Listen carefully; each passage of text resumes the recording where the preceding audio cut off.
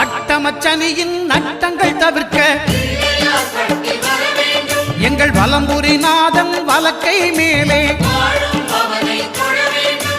அட்டமச்சனியின் நட்டங்கள் தவிர்க்க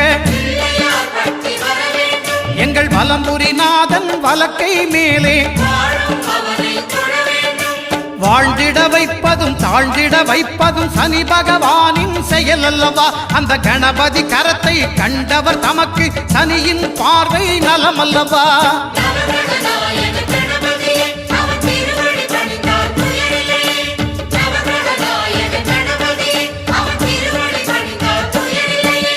ஒன்பது கோளும் ஒன்றாய் காண